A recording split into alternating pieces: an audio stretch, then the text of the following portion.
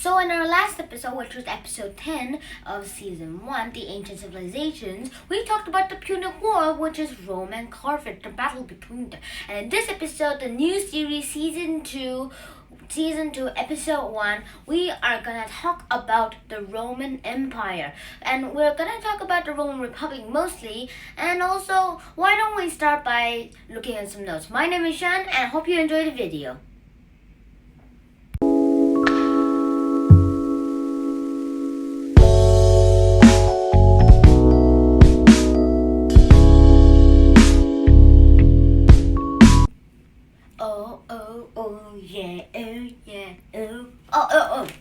Okay, so now let's talk about our explaining. Also, say hello to our new book about the Middle Ages of our hands-on history. This is just volume 2, and we're just still digging into history. Hope you enjoyed the video. Alright, today's question from the book is... Oh, I folded a bit. What is a dictator? Do you think a dictator could be a good ruler? Well, try to answer that in the comments below.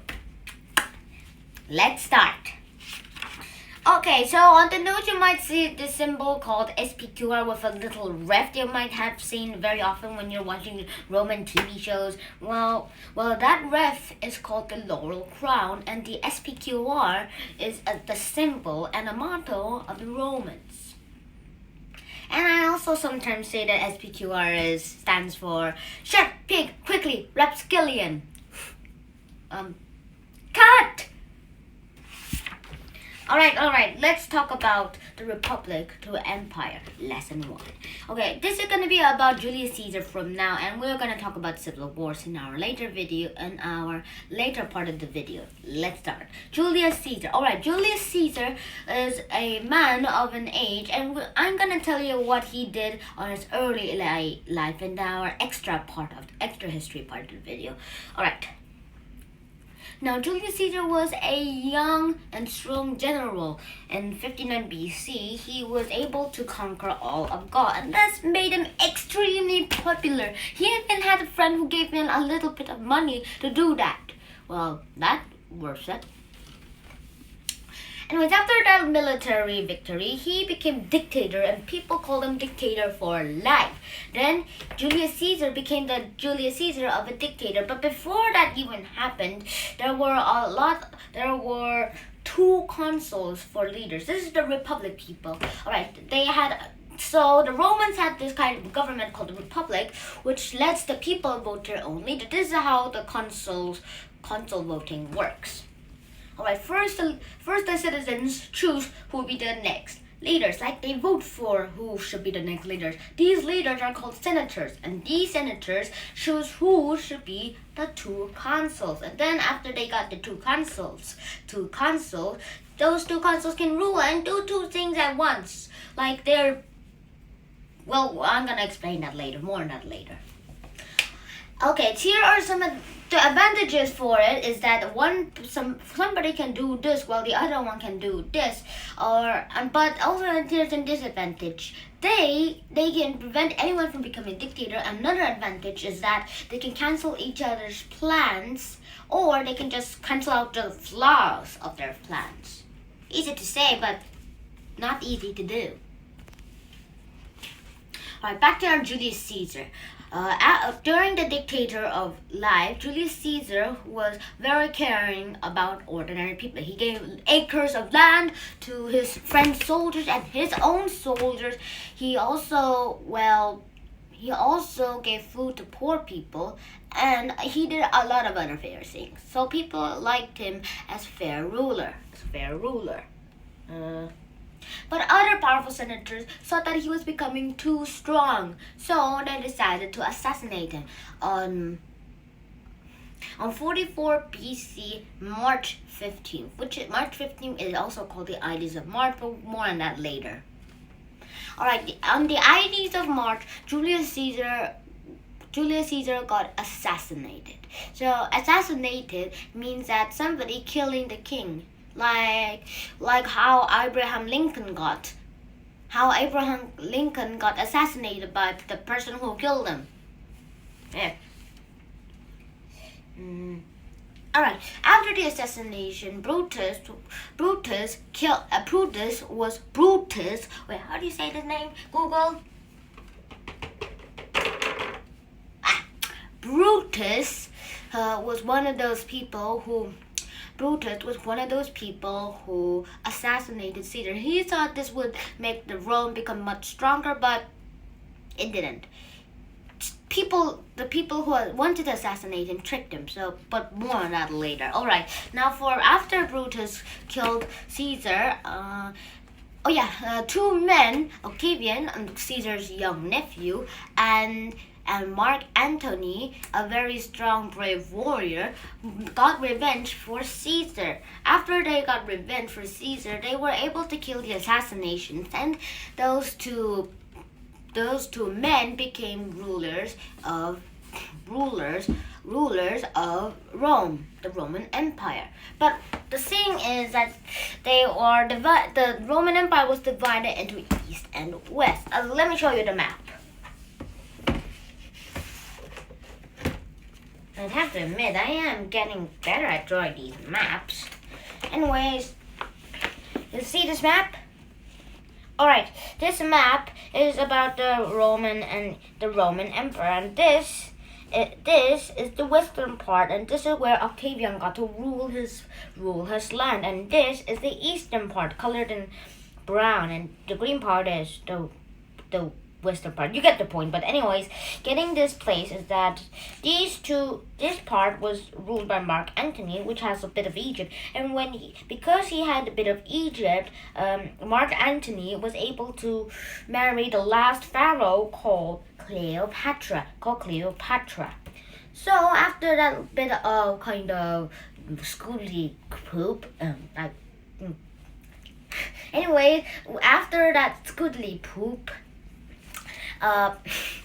Mark Antony and Cleopatra was suspected by Octavian that Mark Antony and Cleopatra wanted Rome for themselves. So Octavian, without even knowing that Mark Antony and Cleopatra was only going in the eastern part, fought the eastern part on this sea battle called the Sea Battle of Actium.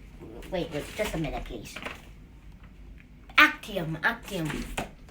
The Battle of Actium. Alright. After the Battle of Actium, that's the sea battle, there were a lot of interesting things that happened. Rome got united back into one, and also the Roman Empire started. But before the Roman Empire started, Mark Antony and Cleopatra went back to Egypt, and you guessed it, killed themselves. Suicide. Alright, it is not known how Mark Antony killed himself. Well, I don't know, but if historians know, their sources might disagree. But anyways, after Cleopatra went back to Egypt, they say that she let a snake bite her to death. Not just one bite, okay? One bite, not 100 bites. Alright. Oh, this is getting a bit hot in here. Oh my goodness. Alright, back to our Roman Empire thing. The first emperor became Octavian, and you might know him as Augustus. Augustus became the first emperor of Rome, and he made a peace period called the Pax Romana. Romana means Romans, and Pax means peace. So you might say it's Peace Romans, but it's actually meaning as Romans peace. Wait, just a minute. Was that true? Hey! Roman, yes, that's true. Alright. After the Roman peace, as the Pax period, that lasted just about 200 BC. Alright, that 200 BC is kind of like I'd say a wimp, but historians might say crucially good. This is also the time when Roman Empire got strong and wealthy. That was the main advantage, but there might be some disadvantages, but it wasn't included. But I'm not gonna include them in this episode. Alright, this is the end of the explaining video, but before we go into our writing video and straight dig into it, I want to tell you one thing. Alright, it's just that there was a new religion, probably Christianity, that is gonna go into Rome and, you guessed it, change the world. This might be Christianity because it's near the 80s and Jesus is about to be born. So, let's get into it. But now let's get into our writing video, so I'll see you there. Hey! Alakazam! Alright, I'd say there is gonna be a ping pong ball in it. Yeah. Okay, now let's get into our general writing and let's forget about ping pong balls and also just get into our history stuff. Let's begin. Alright, today now we're gonna do our writing. Alright, here is today's writing. What did you learn about Julius Caesar and Roman Empire is the first topic today. Well, what did I learn about Julius Caesar and the Roman Empire? What I learned about Julius Caesar is this, that he was first a young military general and also he became dictator for life. Well, he got assassinated by the Egyptian people, even while Caesar wanted to go to Egypt. But that's a bit crazy, but I'm kind of not surprised. Don't get surprised because of this fact, people. Alright, another thing that I learned about Julius Caesar is that he cared about ordinary people like me, you, or if you're a billionaire, I'm not saying you, but if you aren't, then it is you. And one thing I learned about the Roman Empire is that it was once split into the western and eastern part. I heard of that before, but never believed it. But anyways, back to our point, I learned that another thing I learned about the Roman Empire is that, how can I say this? Google. Is that the Roman Empire is a very vast empire and stretched from, well, according to the season 2 book, it says from the modern day Spain, which is still Spain, and all the way to the edge of Macedon, but it says Egypt, but I think it's from London, the edge of London and the bottom part of it to the already edge of Macedonia, which is just a bit of Greece. Alright, okay, that's what I learned about it. And now the second topic. What is a dictator? Do you think a dictator could be a good ruler? Well, a dictator is a ruler who rules a country usually by force. And also becoming a dictator is kind of messed up. So I'm saying usually it's not bad, but sometimes it's really good. Like, for example, Julius Caesar! Hey, this isn't the sword. Alright. Julius Caesar was a good dictator, and that proves my point that sometimes dictators could rule fairly, but usually brutally. Like the Qin Shi Huangdi Emperor, if you just remember our season 1 videos. Oh, wrong page. Alright, so that proves my point, and also this ends the journal writing, and I also hope that you enjoyed I hope you enjoyed the extra history video. And also special thanks to these 3 channels, or maybe 4, but let's just go to 3. Crash Course, World History, the channel, Extra History, the Ancient History Guy, and Overly Sarcastic Productions. Bye, guys. La la la la la la la la. Oh, reverse. So let's talk about our extra history. But today, let's see what's in my hat today. Right? Flip this over. Oh, look. A ping pong ball. Another one. What's it gonna do? Oh, yeah, we're gonna play ping pong. Nah. Alright, guys, let's get into our extra history. And today's extra history is gonna be about the life of Julius Caesar. We already talked about it, but I'm just gonna go with the details. But as I say, alright. Now Julius Caesar was born in a rich family, and I also heard that when he was just 5, he said, "I will rule the world," something babyish. But anyways, after he said that, he became after he became a military leader, and he made the first triumvirate, which had a rich person who was only greedy for money. and also an army, and also a great military leader called Pompey. I usually think of the city Pompeii, which got blown up by a volcano, so I kind of just think about that to remember the name. But anyways, Pompey became the greatest general in all time. Alright, so let's get into our story. Alright, first, after that first triumvirate was made, Caesar did a lot of things that happened to get a bit of confusion, as I might have said. But after Crassus died in a military battle, Pompey, whatever you like to call him, Pompey, got married Caesar's daughter and was so obsessed by her that he skipped 10 meetings. Kidding me? 10 meetings? But after the death of his wife, he cried and also had his child by him, but still remembered her while seeing that child. And then because of the death, Pompey saw that Julius Caesar was so too strong that he tried to even kill him, but here was a problem with his army. But okay, here's a statement that he said: wherever he stamps his foot on, there'll be soldiers coming out. But that's just but here's one problem with that kind of theory. It just says that Pompey's armies got land from Julius Caesar, which their family works on, and also so the Julius Caesar army actually got some of their army and soldiers from Pompey. They changed sides. Oh, are you kidding me? But they changed sides. Whoa. Well, anyways, there's one more thing I really need to tell you about the Pompey thing. Here's one more thing that I need to tell you about the Pompey thing. Oh, wait, why am I repeating this all over?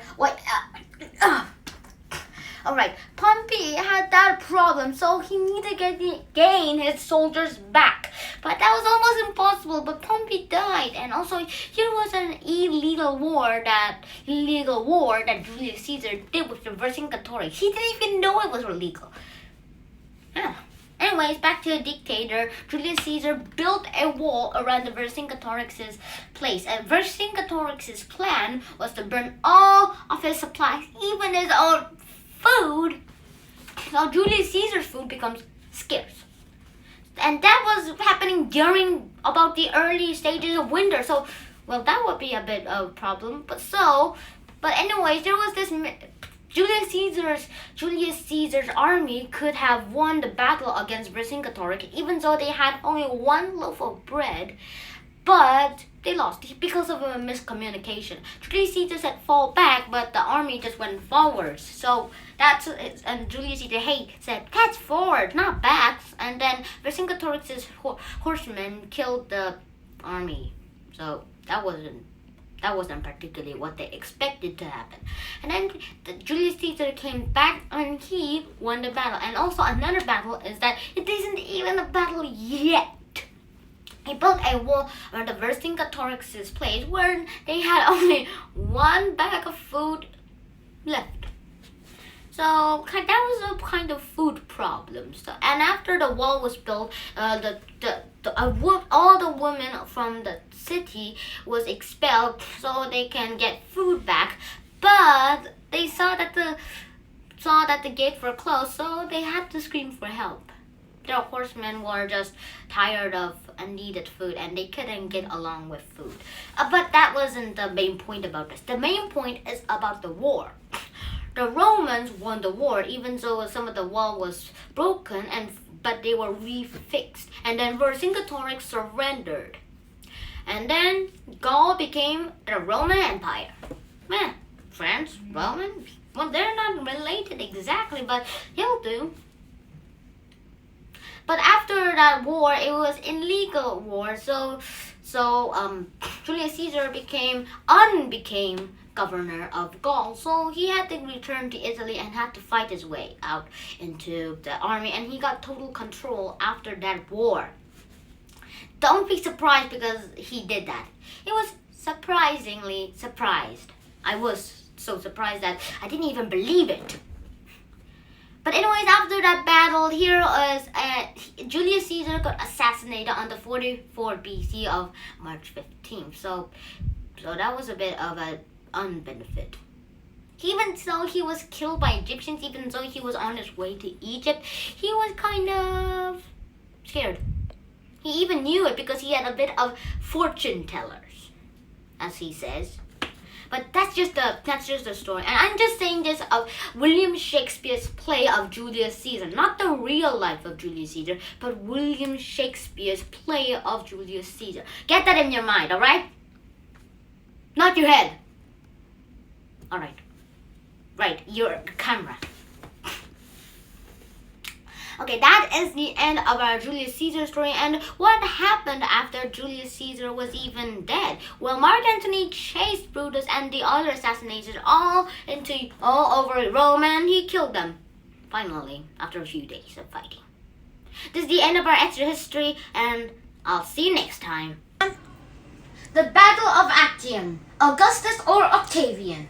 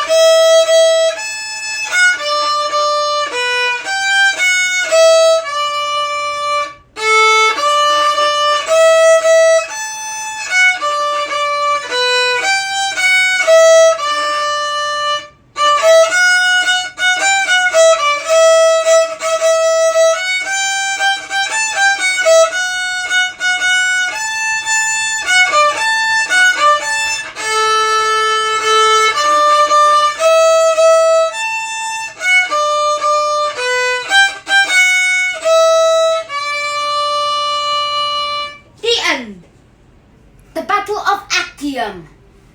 Mark Antony, the D major.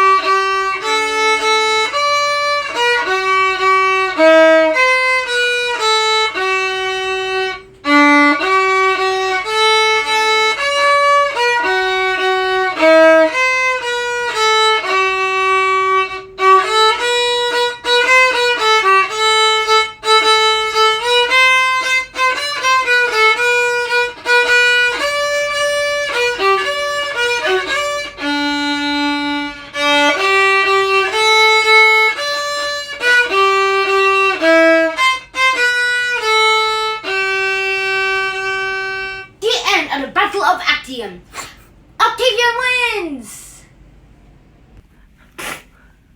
This video is made by me. It was sponsored by me. The talking is me, of course, because I'm here. And also, the extra history is made from these 4 channels: Overly Sarcastic, The Ancient History Guy, Crash Course World History, and Extra History. And the explaining video came from this book, Volume 2 of Hands on History, The Middle Ages. If you want to get this book, try to go onto Yes24 and press in Hands on History, Middle Ages. And also, you might just able to buy it if it is there. Alright, last week we talked about the Punic Wars. This week we talked about the Roman Empire, and tomorrow we are gonna talk about spread of Christianity. Hope you enjoyed that video, and also expect for the Christianity video to get into our next video. Think of subscribing to my channel, hit that like button, and also put that bell button into all of the notifications or all, so you wouldn't miss any of my videos. Today's question is, what was Julius Caesar's first career? Is it A, young general, or B, a dictator? Put that in the comments below. I'll see you next time. Shannon!